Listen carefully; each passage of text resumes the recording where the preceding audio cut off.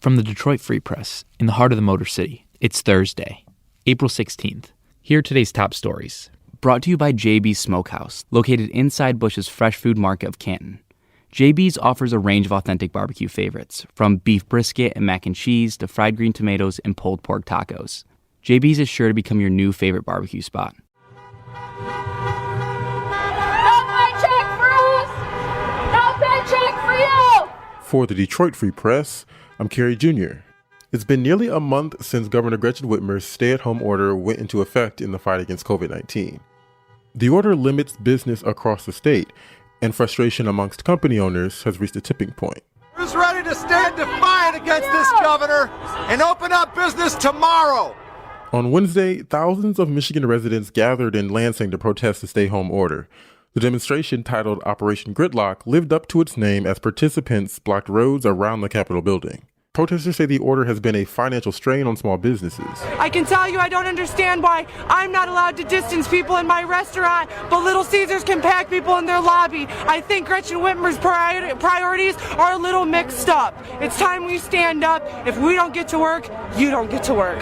The governor said during Wednesday's press conference that she supports the protesters' right to gather, but said the demonstration will do more harm than good. I was really disappointed to see people congregating, not wearing masks.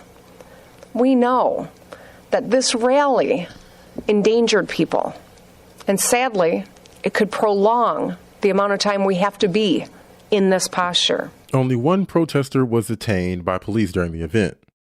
Many Americans facing student loan debt can breathe a sigh of relief. The Federal CARES Act is pausing student loan payments for 6 months. Reporter Susan Tompour has more. So I'm going to hop right in there. Like, the pandemic itself has put a big pause on millions of Americans' paychecks. And so what we're seeing now is that they're putting a pause on now student loan payments. That's correct. It's going to be retroactive from March 13th through September 30th. So if you have the correct loan, the federal loan that is part of this program, you won't have to make a payment, which will give people quite a bit of a break, and you'll be getting a new rate of 0%. And this payment pause and this interest waiver would include federal Parent Plus loans, federal Stafford loans, federal Grad Plus loans, and federal consolidation loans. In addition, some loans under the Federal Family Education Loan Program would be eligible for this automatic payment and pause waiver and interest waiver, but some are not. These federal student and parent loans must be held by the U.S. Department of Education. Sometimes you get a little bit of break on your interest rate or fees when you agree to pay your federal student loans, your student loan payments. So maybe you have that money automatically withdrawn from your checking account each month. Well, because of this pause, that money isn't going to be automatically withdrawn. They're pausing it. They're doing it all for you.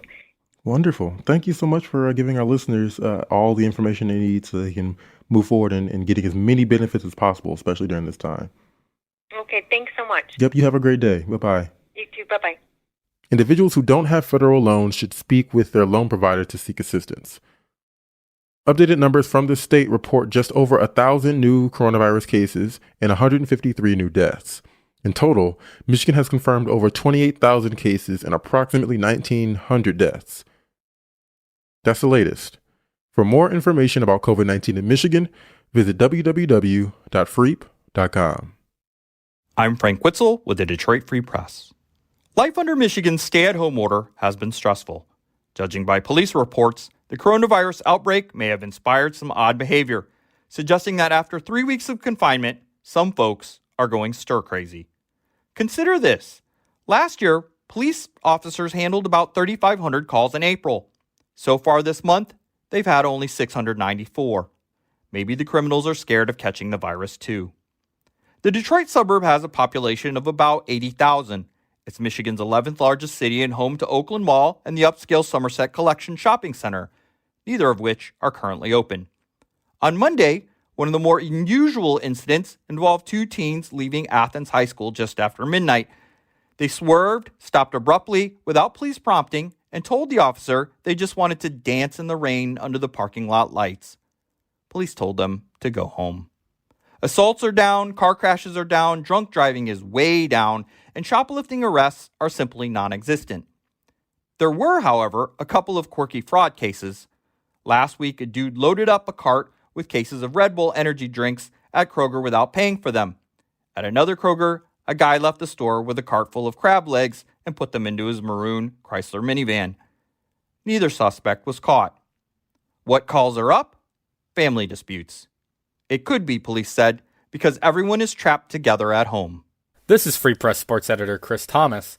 They called him Mr. Tiger because he was the most distinguished Tiger of them all. And now you can celebrate Al Kaline's life and legacy for years to come with the Free Press's newest commemorative book, Mr. Tiger, The Legend of Al Kaline, Detroit's Own. This 128-page softcover book is on sale today and can be pre-ordered for $16.95 at triumphbooks.com/Mr. Tiger. You can also order the book on freep.com/sports. The book is a celebration of Kaline's distinguished and incomparable run as a Tiger, from his Major League debut at 18 years old and historic American League batting title at age 20, to his memorable 3,000th hit in the stretch run of his career. In the pages, you'll find exclusive commentary from Al Kaline himself, you'll read epic stories from his teammates and family, and understand why Kaline is regarded as one of the greatest right fielders of all time. All of Kaline's shining moments, including the historic victory in the 1968 World Series, are represented in the most definitive Al Kaline book available today. Again, order today at triumphbooks.com. That's triumphbooks.com/MRTIGER. For the Detroit Free Press, I'm Tad Davis. Hundreds of people in Michigan have died as a result of the coronavirus. But to us, they're more than a number. The Detroit Free Press is telling the stories of loved ones lost due to the coronavirus. If you have a family member who has died and you would like to share their story, we'd like to hear from you. To share your story, you can leave us a voicemail at 313-444-2760 or fill out the form at our website. See you tomorrow.